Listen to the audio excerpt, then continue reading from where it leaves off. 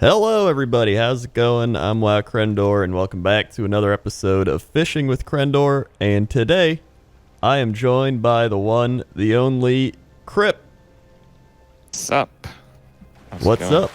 How's it going? Thank you for joining me. I'm glad. I'm glad you can come on the show. I know we'd only ever really met at BlizzCon, but it was good to meet you. I think we've kind of lurked on each other's content over the years, so there's that like parallel, acquaintance thing. Yeah, I think when you've been doing this as long as we have, it's like you just kind of know people from way back in the day, even if you've never talked to them. Because, I mean, it's going to be 10 years for me in like a week or something that I've been on YouTube. I think it's about that for me as well. I haven't been counting exactly. Just know when I went full-time on it. Yeah, so why don't we just get started by having everyone, or having you tell everybody what you do in case somebody doesn't know who you are. So these days, my wife Rania and I, we spend all of our day producing content for YouTube, Twitch, Twitter, Instagram, and all the things surrounding those. In terms of gameplay, I play Hearthstone. That's what I do on stream. When I'm off stream, I play a whole slew of mobile games just because I play games all the time. I just like doing that. Yeah, every moment of the day is spent on content. We end up uploading about a video and a half a day. We did 2 videos a day for, 3 years plus or so. Oh, wow. And really putting our time into it. Rania does all the editing. She comes up with some of the ideas. She handles all the emails, and I'm sure you know how many of those there can be. Yeah.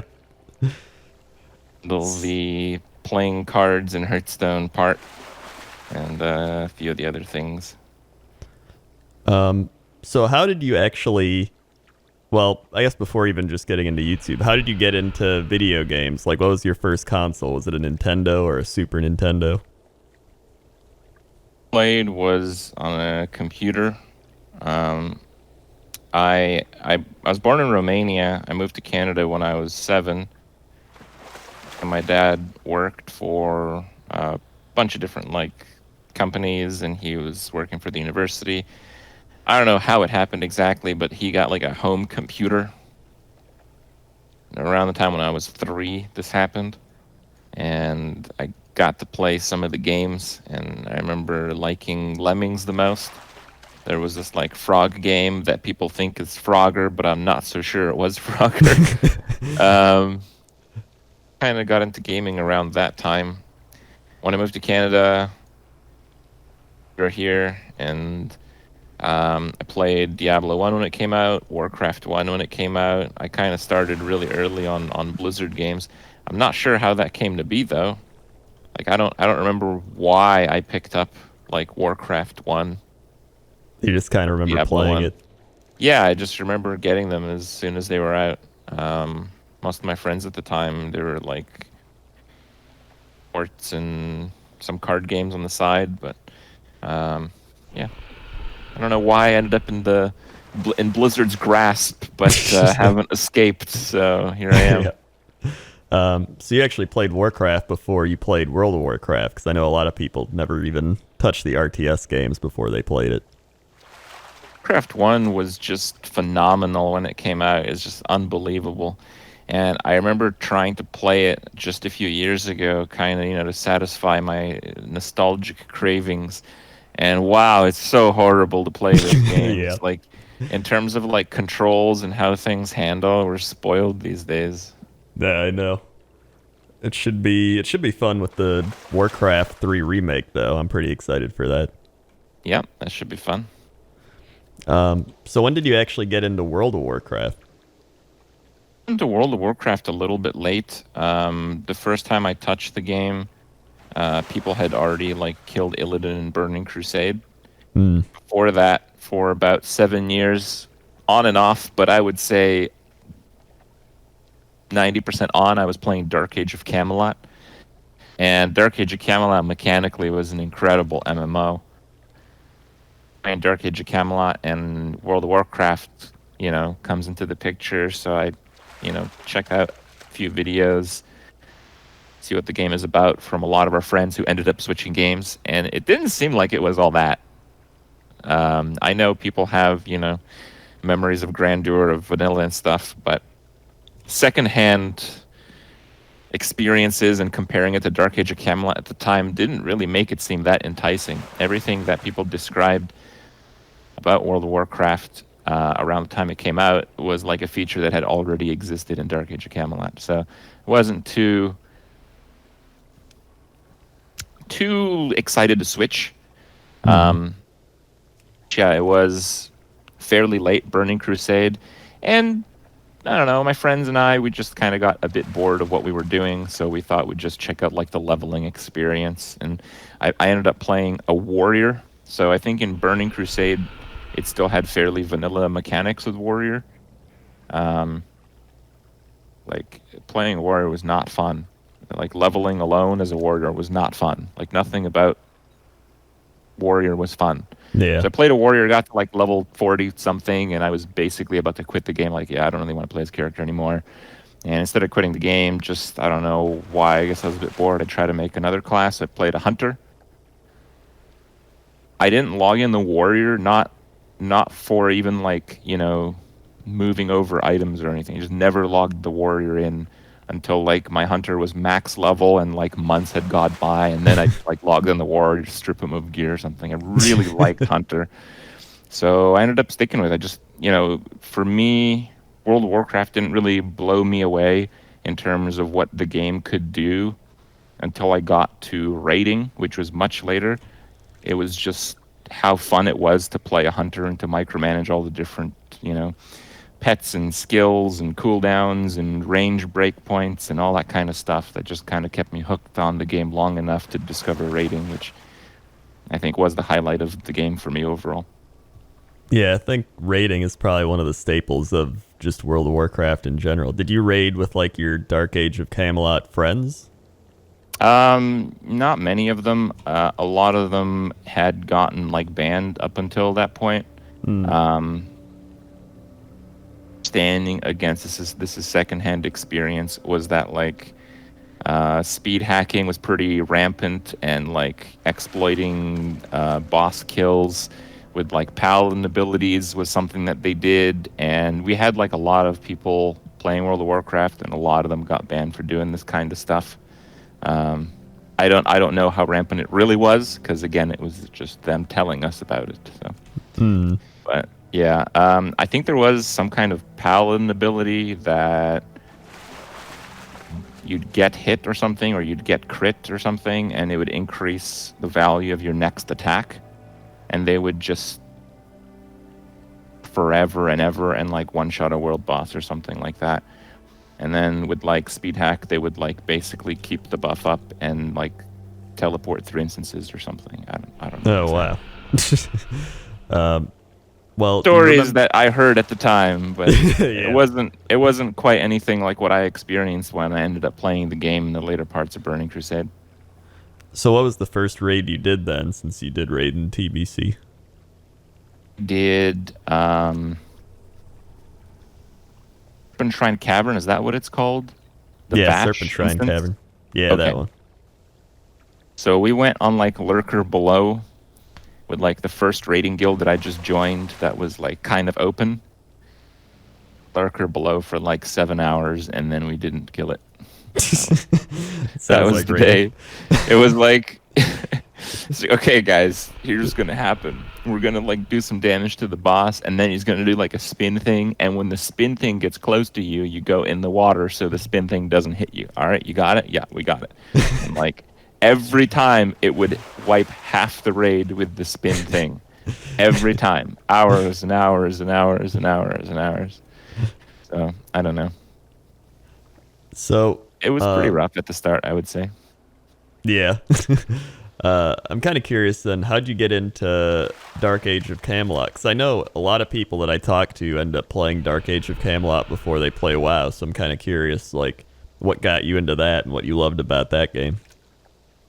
Playing Diablo 2 for a long time. At the time, I was actually, like, I was hosting my own custom modded Diablo 2 servers like I would write the mods, or I would edit the files in the game to come up with my own version of Diablo 2, and then I would implement that version on a server. Then I'd have like people play. I had like up to 1,000 people play, but it didn't really work out because basically it was all being routed through my home PC. So that doesn't really work so well. So I was like really into Diablo, and I had a friend in high school, and he told me about this Dark Age of Camelot game. He's been playing for like, I don't know, like a week or something. And I don't know, he really sold me. The guy's name was Russell, by the way. Russell came by on my stream like a couple of years ago, and he posted like a high school photo or something. It's pretty cool. Yeah. That is cool. That's kind of weird too, just to like randomly stop by, be like, "Hey, it's me, Russell," just like post a photo. It's happened a few times with some of the friends I've had from school. Huh. Yeah, I guess that is. I guess from their point of view, out there enough. Yeah, it's like from their point of view, it's like, oh, hey, this dude's like really big on the internet now. That's really cool. Just, it's kind of surreal, I guess, because not many people, get to that point.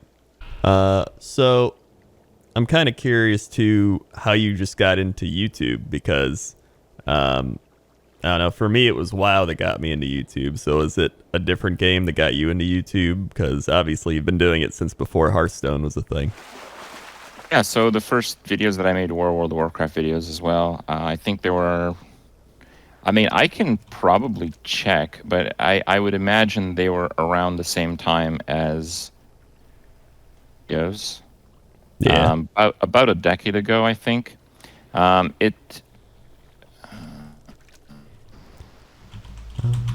Live. We're doing it live, okay? Yeah, I mean, this is a low quality YouTube I think I may have deleted a few of the test videos, but the first upload that I have is October 24th, 2009. So that's oh wow, yeah. 9 years and a third. Yeah, so it's like pretty much the same year. Yeah, I had a few videos before this, but they were mostly like, let's see how I can actually do this, because it's not like, I learned how to do videos doing like a class or something, it just happened. And the first video I made, I still had like assets. Like I had one who won like a server art contest on the WoW forums, like 12,000 gold to come up with like images and icons and logos for my channel. So like the plan to do YouTube and the testing phase, it was about 10 years ago. Yeah. Oh yeah. Exactly. Yeah, that's so cool. I'm looking at some of these. You did WoW, and then you did Diablo 3 when that came out. Yeah. So I mean, the whole video thing, it started with Dark Age of Camelot. But when people were making Dark Age of Camelot videos, there was no YouTube. So like, people were not putting up the videos there, so it didn't get started on YouTube. It's like it's kind of like a lost part of the internet at this point, Yeah. Right? So what people would do in Dark Age of Camelot is they would like smash noobs like crazy, and they would like put on like rock music or like death metal music, and they would come up with like these 10-20 minute PvP montages. And there were like a couple of websites, and one website would go down, another one would go up and try to rehost those videos. And it was kind of like that. It was kind of like an index website of hosted videos, hosted content. And I just loved that. I made a few Dark Age of Camelot videos myself, just because it was so cool.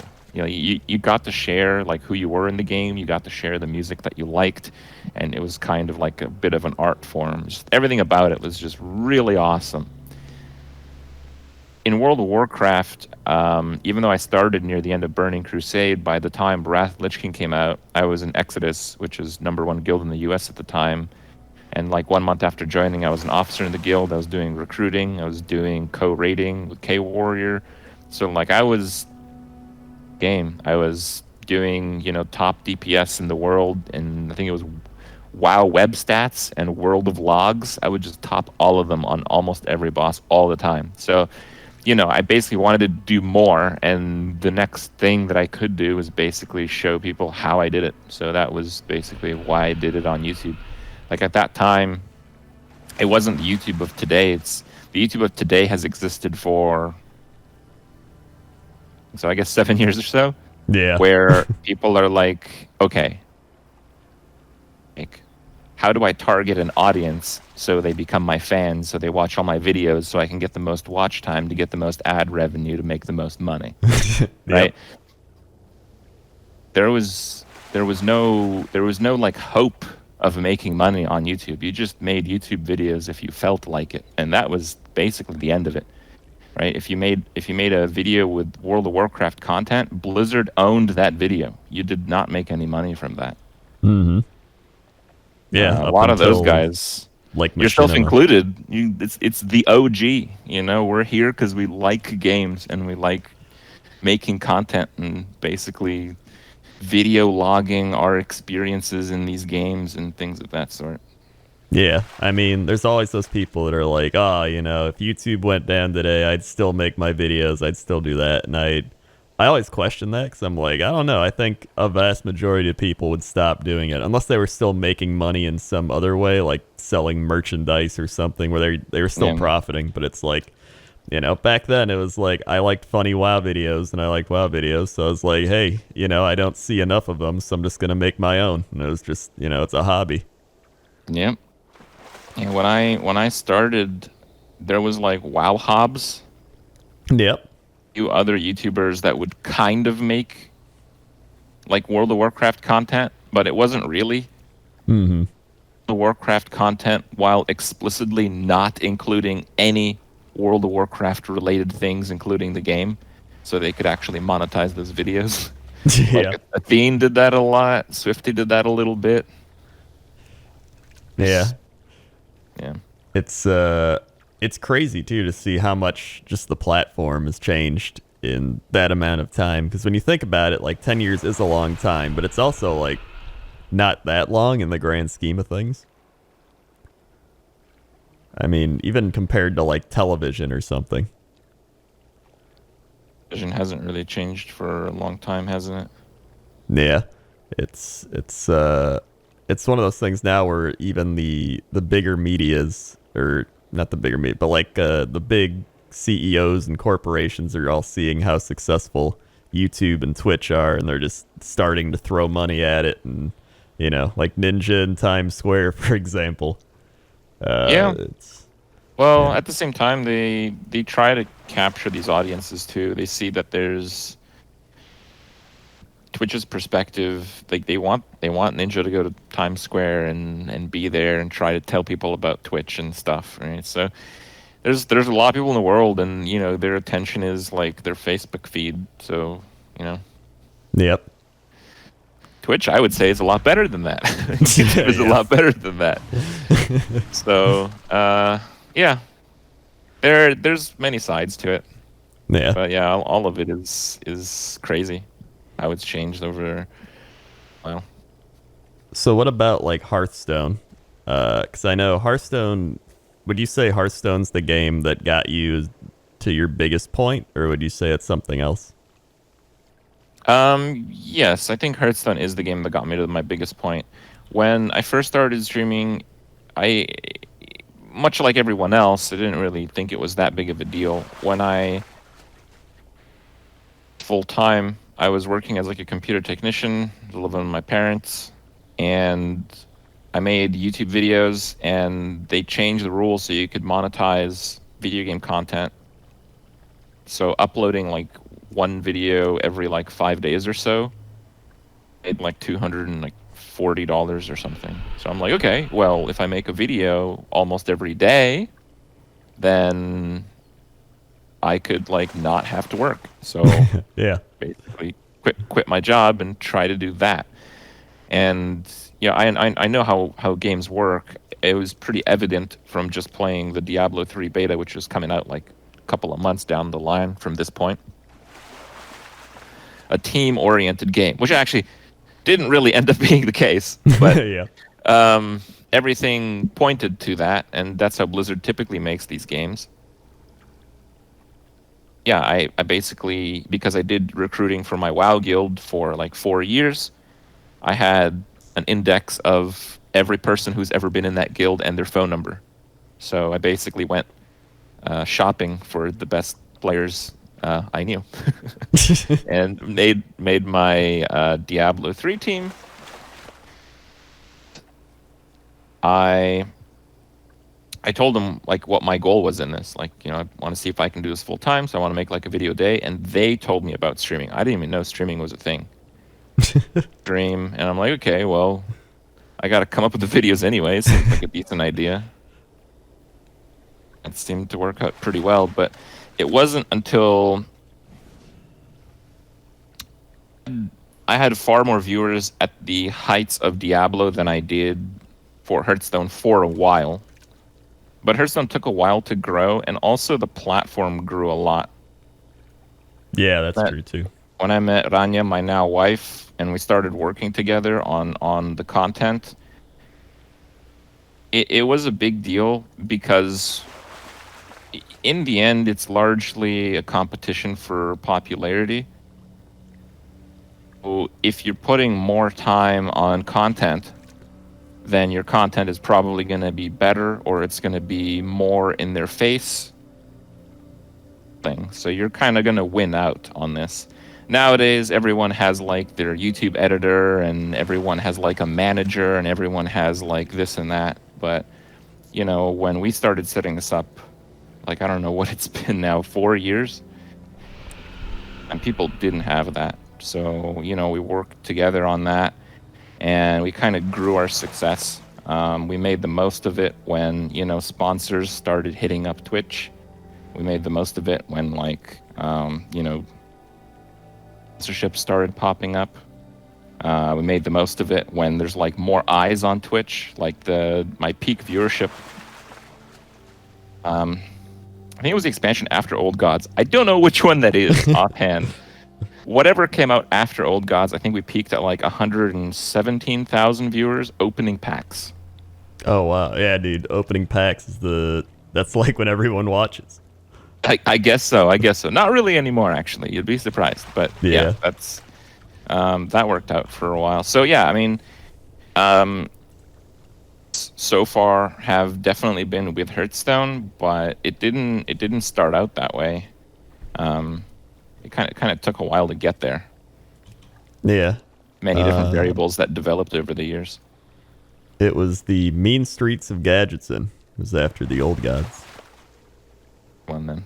That expansion sucked, by the way. Wow. It did. That had Jade Druid in it, and that was awful. That made me quit my free-to-play accounts, actually. Yeah, I think Jade was probably my least favorite mechanic in that entire game. Yeah, but I talked to the devs about that, and I told them exactly that, and apparently people love playing Jades in terms of like number of games played, in terms of volume. Jades was the peak. People love Jade Druid. Well, I guess because it's cheap and easy to build.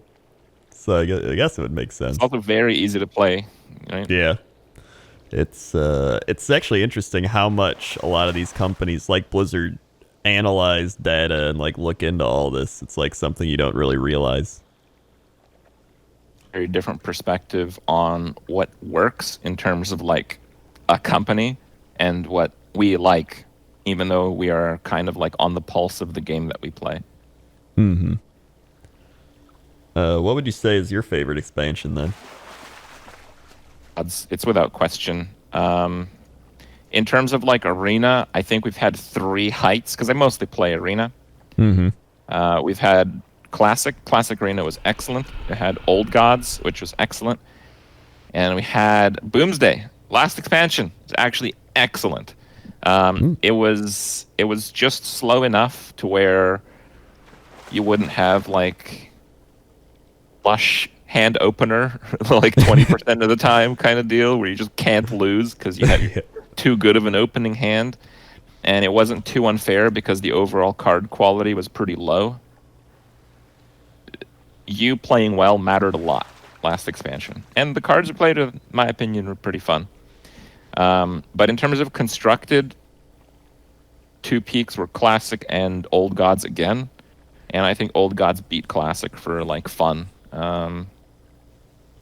Same perfect balance aspects as Classic Hearthstone. It was just more fun. Like the cards were crazier. Like you had Cthulhu. You know, you're leading up to playing one minion that would kill your opponent or most of their board, rather than, you know, just playing more things throughout the game and having higher numbers on the board. So yeah, Old Gods had to be it. It was just all around the best, in my opinion. Do you think that people are losing interest in Hearthstone because of competition or because something Hearthstone is doing to itself? Well, it's very difficult for an older game to gain newer players or a newer audience. How a lot of the other huge games do it is through like the esports scene. But the esports scene in Hearthstone, kind of difficult to hold it up with credibility year after year. I think a lot of their efforts in terms of pushing the competitive scene in Hearthstone has been, this is a serious esport, where I think the narrative should be, let's have some fun and find a new way to actually compete in this game. Yeah. So, you know, like Anya and I have made Challenge Stone, made other tournaments in the past that tries to highlight this, and even though it's gained traction through the people that watch, been reproduced by Blizzard. So yeah, I think it's an older game. Older games don't attract that many, and all games bleed out players over time. I think Hearthstone draws its audience back in each new expansion, and the game is largely, I don't know how to say it. It's not like criticized, but it's largely, it's given its merit based on the constructed experience. Like if Arena is good, most people don't care. Yeah.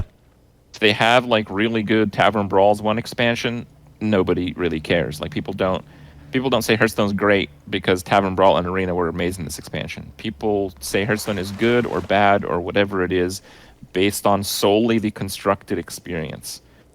And that has its challenges. Like even though Boomsday was one of the best Arena experiences ever, like I had a lot of fun playing Arena last expansion. It's not bad this expansion, but it was like extremely good last expansion. You don't hear that. What you hear is, oh hey, Boomsday, I played ranked and like I didn't end up playing any of the new cards, so this expansion is stale. Yeah. That's what you hear. That's the only thing you hear. So yeah, that's why I think it does. If it doesn't bleed out players more, I don't know if it does or not. I think that narrative being repeated so often certainly doesn't appeal to new players potentially playing the game.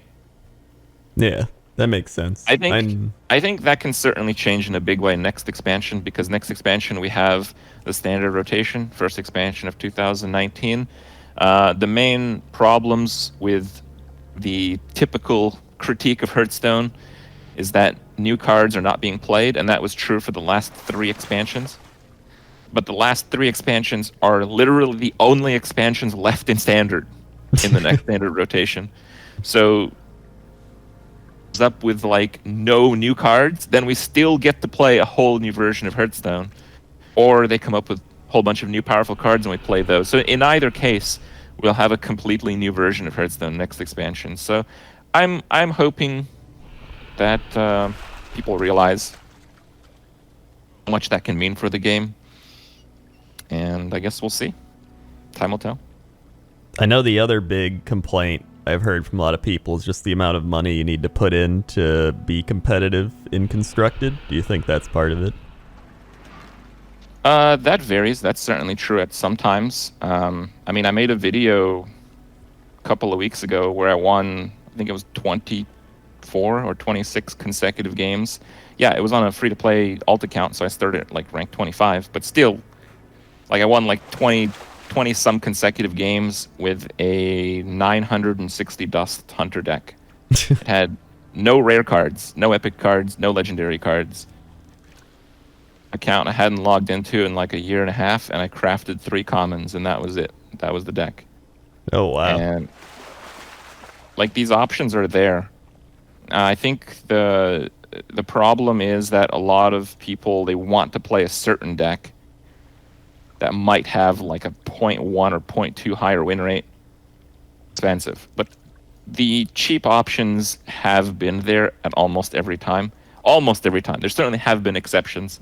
I think we had a bit of an exception period about a year ago, when the odd and even decks started out, I believe it was. Oh, yeah. The best decks were basically odd or even aggressive decks, but they included high rarity cards. Yeah, like the old Odd Paladin.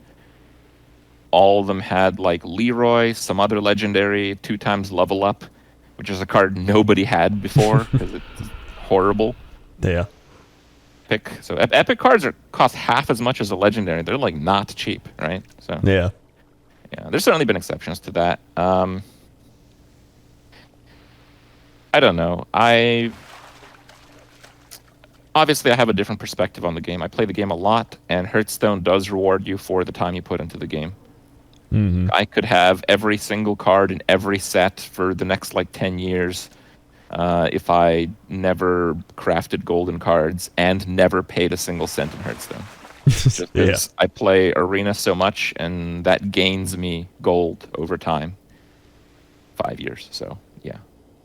How would you compare it to something like Magic the Gathering Arena? Because I know when that came out, I was kind of like, oh, all right, you know, it's going to compete with Hearthstone a bit. But I actually love doing things like Magic drafts. I don't really care about their other modes that much, but Magic drafts are the one thing where, like, I'd rather do that as opposed to Hearthstone Arena.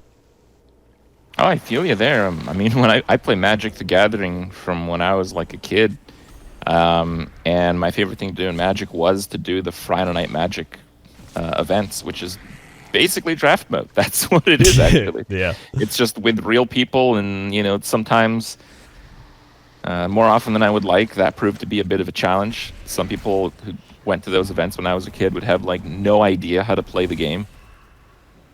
Would, you know, not play very nicely. For me, Magic has, like, always been there. It's always been, like, part of my life. I think Magic the Gathering Arena is, like, hands down the best way to play Magic on the internet. Mm-hmm. Magic. I think it's not even close, actually. It's just the best way to play Magic. That's it. Yeah. I've played so much Magic, right? Like, I think I did almost every single Friday Night Magic for like 5 years straight when I was like in, you know, junior high and high school. Like, I played a lot of Magic. And then I go home and like play on my like third-party cockatrice programs, Magic, and my friends to test decks and stuff, because I couldn't afford to actually play full Magic. I'd have to test the decks in these programs without paying for the cards, see what I can come up with, and then order like singles on the internet, you know. So like I've just done all of that. So like when we have Magic the Gathering Arena, it's a perfectly executed game. It's great, but like I've just played so much Magic, and yeah, I just don't get like hugely excited. I don't know how to say it. It's like, I don't know. There's a lot of people who like grew up with like Super Mario. Mm-hmm. Mario, they won't have a single bad thing to say about Super Mario. But then when they go home after work each night, they're not playing Super Mario, right? So that's kind of like what Magic is for me. It's almost like a been there, done that type of thing, but you still enjoy it and appreciate it. I'm playing Magic tonight after this session, actually. Yeah.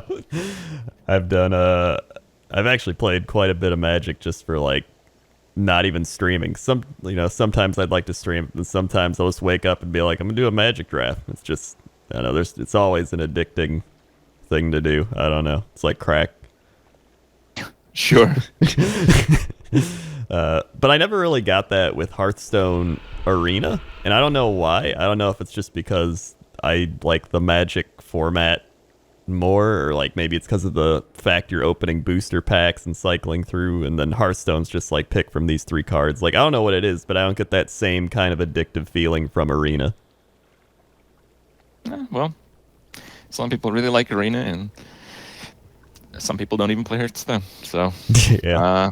There's a lot of different games out there these days. So just find something you like and you do that. Yep.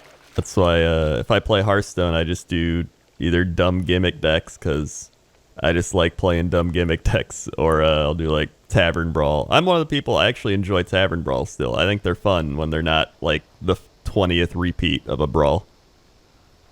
Tavern Brawl videos for, I don't know, like 3 years straight of Tavern Brawls. But like I got to a point where 3 out of 4 Brawls were like not very fun. Yeah. And Rania basically told me, it's like, why are we making these videos if these Tavern Brawls suck, just to have like a longer streak of Tavern Brawls? And well, I don't know. Like, I don't have an answer to that. Why are we making these videos if these Tavern Brawls suck? Yeah. Yeah, I really like the Tavern Brawl format. It always, when they well, not always, but many times when they come up with a new Tavern Brawl, it gives you a new perspective on what could be Stone. It always like excites me to see a new way to play the game, or a new way to interact with the same cards. Mm-hmm. At the end of the day, Hearthstone hasn't really pushed for new features like almost ever, so I don't know. Yeah, that's true. I feel like that's one thing Hearthstone would actually be really good at too, is adding like more features and more fun ways to play with the cards. Well, they want to keep it as simple as possible. It's just that has advantages, I think, to people who don't play that much, but it has disadvantages to people who play a lot. Mm-hmm. Hearthstone, if it's going to go to like the next level again, it needs to have a makeover on ranked mode. They spend all of their resources balancing ranked mode, and it's almost always not balanced or particularly entertaining playing 5 hours a day. Like, I play ranked mode, new expansion comes out, I play for like 3 weeks, and then it's kind of boring. Yeah. But then I play Arena, and I am an Arena player. So that's what they deliver, and I'm okay with that. But I think a lot of people just want to play ranked mode 5 hours a day, every day, all the time. So, you know, month 2, month 3, and they're like, this game sucks. And but I feel like the way that Blizzard has set up ranked mode, it's too hard to balance. It's too hard to keep fresh. Need resources on that. Like, for the longest time, Arena's been an afterthought in the game, yet it's been great. It's a lot of fun to play Arena. Like, now they have the bucket system. Now I think they actually have a team who does Arena. Not even a year in now. Like, before that, Arena was like cards that we made for constructed play. You get some of them. Good luck. Right? Yeah. Pretty damn well balanced. That amount of attention from Blizzard, right? So like, it goes to show like the game mode is just set up pretty well. Whereas constructed, where they like almost their entire team works on keeping that game mode enjoyable, do so from time to time, especially in terms of, you know, high volume play. Yeah, I didn't. They need to do something about ranked mode as a whole. Yeah. Yeah, I didn't even realize they had their own Arena team now. That actually is cool. They have like at least a guy, I'm pretty sure. Maybe that's all you need. It's pretty good. I mean, last expansion was one of the best times playing Arena. So, yeah, I might actually check out Arena again. 'Cause, I mean, I don't think I've played Arena since, I think, Kobolds, or maybe Frozen Throne even.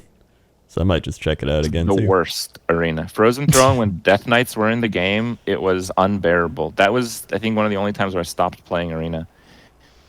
It was because Arena is typically a sum of your ability to play the game, quality of deck, and like recent luck. Because you can just get lucky with a bad deck and just steamroll your opponent who doesn't get the answers, right? So it's the sum of those things. And you know, your ability to play the game, that's on you, okay? Mm-hmm. Your ability to draft the deck, that's like, but not entirely on you, right? And then there's just the crap that happens in the game, but it's a card game, so that's never going to go to zero, even though sometimes the natural RNG based on the card pool is really high, sometimes it's pretty low. You know, there's natural variation based on the set. Frozen Throne, the singular Death Knight cards were so unstoppable past this whole system. Once you got north of like 6 wins, it's not that every player was mage. It's that every player was mage with Frostlich Jaina.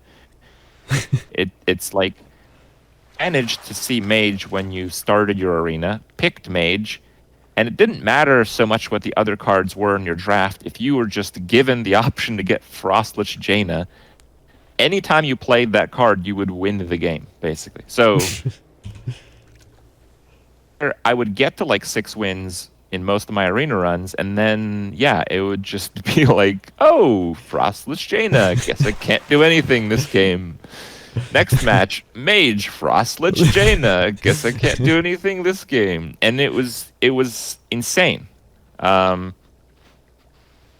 it was like 40% of people playing mages, but it wasn't a statistic that you could take at face value. It was like you get, maybe 1 in 4 players mage, but then you get the 6 wins, and then like 70% of your opponents were mage.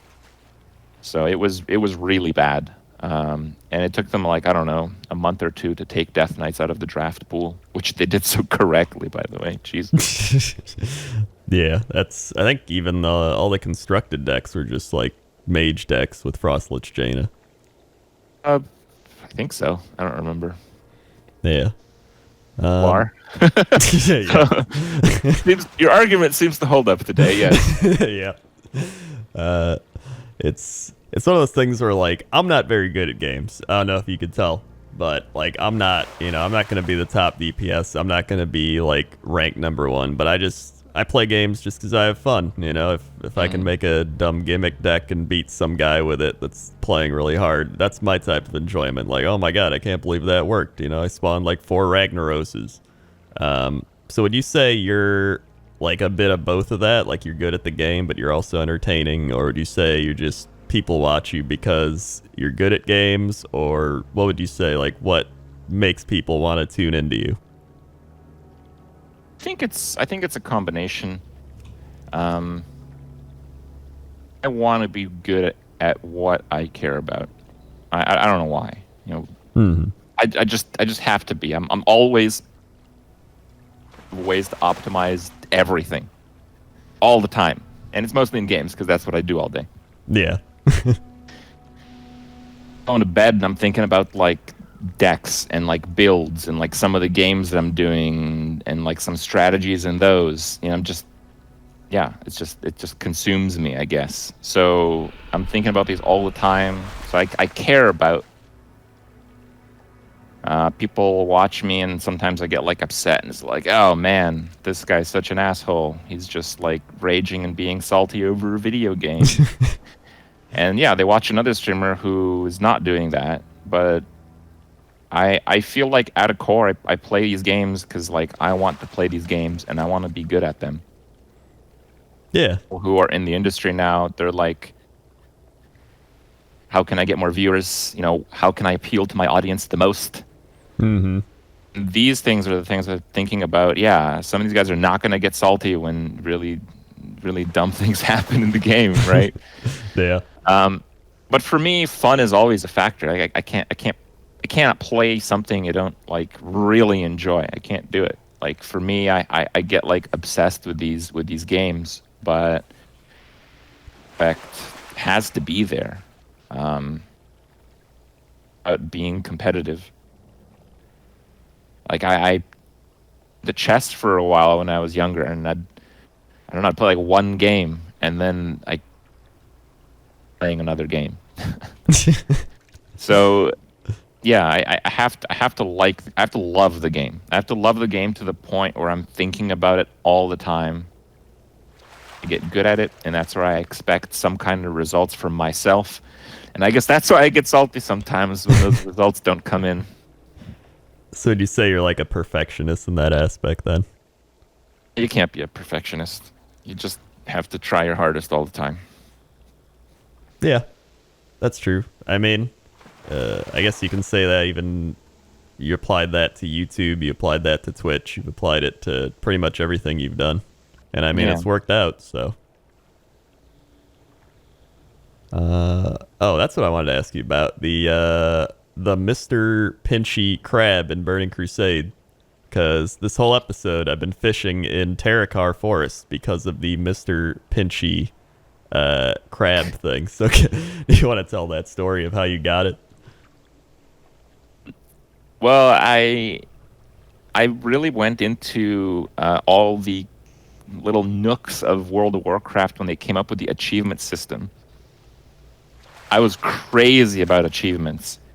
I got Insane in the Membrane, Dark Moon Fair Cycle, after achievements came into the game. So I don't know if I was the first. There was no measure of that, but they had like an achievement listing website worldwide.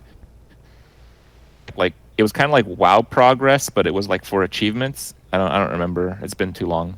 Yeah. Anyway, I was like typically between 7th and 10th in the world for achievement points. Oh my god. She was high up there because he took me a really long time. Hey everybody, this part of the video actually got cut off because my hard drive filled up, even though I created space for it, but apparently I didn't create enough space, so there's about 4-ish minutes of footage that got cut off of Kripp talking about achievements, so I'm sorry that got cut out, but then we moved on to mobile games, and this is where the conversation continued. Like $1,000, and I'm like, yeah, I don't know. And they're like, we'll send you an iPad as well. Yeah. Let's do it. Rania was like, ooh, I want an iPad. That sounds good. But I played the game a little bit, and I'm like, wow, this is a pretty good game. So, then, I have to know what I'm talking about, so I have to, like, really play the game. So I started playing more, and I started playing more. I started really liking the game. The game is actually very well designed, where it wasn't like a card game exactly. Describe it. It was like a turn-based combat game, and abilities were cards, but not they didn't really matter. It didn't matter if they were cards; they could have just been buttons, right? So it didn't really matter. But the strategy in the game, the flow of the game, is very good. The better strategy would win like almost all the time. I got number 1 on the ladder in that game, right? Like I played that game a ton. Like at that time we were traveling like 2 to 3 times a month to do like casting and stuff and to do the events and stuff. In free time, I just play that game. So yeah, I ended up doing like a video for it. Yeah, pretty early on I saw that people didn't really like content for these games. I didn't really understand it because, I kind of made the leap myself to really try them. And some of these games are really good. I took on a decent number of sponsorships over the years, and my criteria for taking on a sponsorship for a game is like if it's a game that I think I could play for a while. And that's held up because a lot of these games I do end up playing for a while. I'm playing Art of Conquest. I did one sponsor deal, not last June, last June, so a year and a half ago. And I'm pretty sure I've spent game more so than they paid me for the sponsorship at the start. So we're past net zero right now. All right. Well. And another one that I play is I've heard of that. Dungeon Hunter Champions. And again, they do like a fairly small sponsor deal. And I checked out the game. I'm like, this game looks really good. Yeah, I could play this for a while. And I did play this for a while. I'm still playing it today. I don't think we're at the year mark for that. I ended up having to quit a different game to play this one just because I don't have enough. I can't focus on more than Hearthstone content and it's more. I can't do more than that. That's too much. So I had to quit Lineage for Dungeon Hunter Champions. Rania and I both played Lineage for quite a few months after that sponsor deal. So that's kind of how we do these. Like, I don't know. I know sponsored games have a bad rap. I know mobile games have a bad rap, but I understand why we get hate for them. I don't know. I think I have every good intention when I promote these games. Yeah. I mean, I don't know. Not all those games are bad. No, well, certainly there are a large number of crappy mobile games. But the ones that we take on are ones that we think could I think be that's the very best successful. thing you can do. Just try to take on the good ones and ignore all the cash grab ones. At least the big cash grab one. Yep. All right. Well, I think that's about all I got. So thank you for joining me today. Yeah. And where can people find you?